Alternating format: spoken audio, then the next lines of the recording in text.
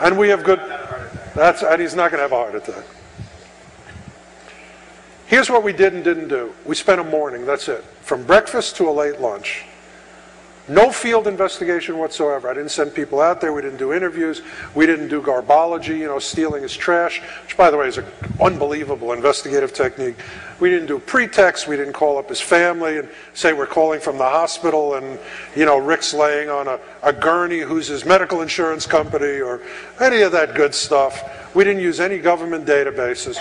We used what is available to civilians. I mean, well-connected civilians, but civilians. We use Gorilla Trace, we use Diogenes, we use something under development called Oink. We started with the phone number, we got his name, we got his social security number, we got his date of birth, we got where he worked. We then took the social security number and ran that. And we got every name and every address associated with it, and this, by the way, is a routine thing for investigators. It costs $1 to do. And we got every address he ever lived at, including a guy who was the name of a guy, Jeffrey Stanford, who was using his social security number. More information and more information and more information and addresses.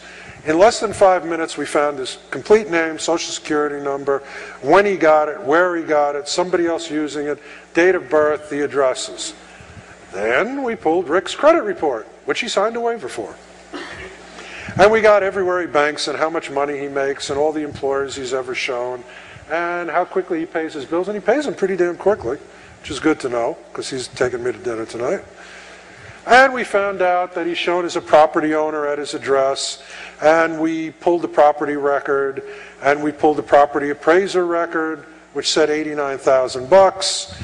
And we figured, no way, you know, not even in this economy, and we went to Zwillow, which is even better, and they gave us an appraisal of $174,284. And then we decided to take a look at the property, again, without leaving the desk. So we went, we got closer, and we got closer, and we got closer, and Rick was looking up at the saddle.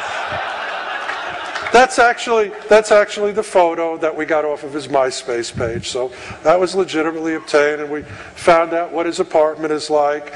And he lives in Florida, and remember that big parking lot.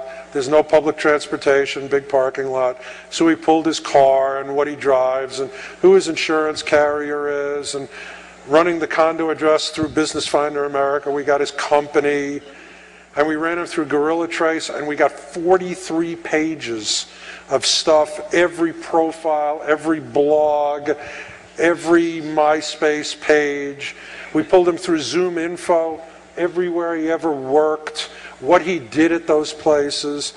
We found, now there's something called Domain Finder where you can put in a name or an address. We found out he had a domain called Pornophiliac, which was not up at the time, and stop right there because I've heard all the jokes about getting it back up.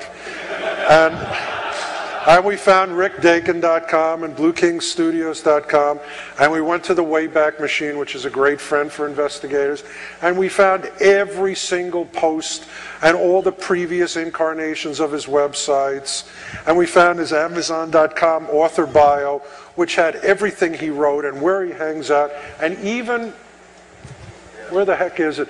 Even where he has coffee for breakfast. Well, then it was accurate. This is 2 years old, by the way. And we found the books that he wrote, and we found, God bless him, one of the most comprehensive MySpace pages ever put up. Photos, 27 friends. Everywhere he went to school, the school for the terminally whatever, and American University, and that he's in the middle of his master's program, and his companies, and for job he writes, I own the damn thing, thank you very much. And that he's single, he's an Aquarius, he's a graduate student, he's an author, you know, what he's written, music, television, Rick's resume, which we found by going into a hidden directory, but that was fair. That his latest book is Geek Mafia. We found, I mean, how hard is it to interpret a web posting saying up is downism and homophobic hate, Bush and Republicans are assholes. He's probably a Democrat. Actually, we found out after reading an endless supply of posts, I mean, this guy must carry a laptop with him. He's actually an anarchist, and that he didn't register his car for 6 months and he got in trouble. And these are the podcasts that he downloads, so we know he's a lefty. And he listens to Air America, and we found one hilarious post called, "Can't sleep, clown will eat me." So we know that he's either a Simpsons fan or he spent too much time in Hungary, or as a kid he was frightened by a guy with a big red nose. And we found photos, which I have to tell you, the holy grail of investigators. If I'm going after you, I want to know what you look like. I had more photos. Here he is, by the way, lockpicking at a previous con. And all of his friends